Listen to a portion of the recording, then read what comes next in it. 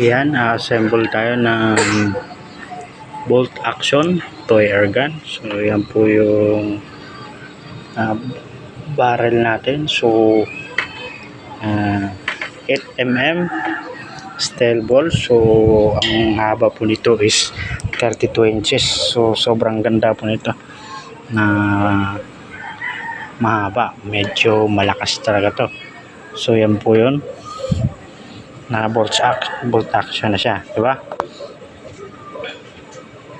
Yan.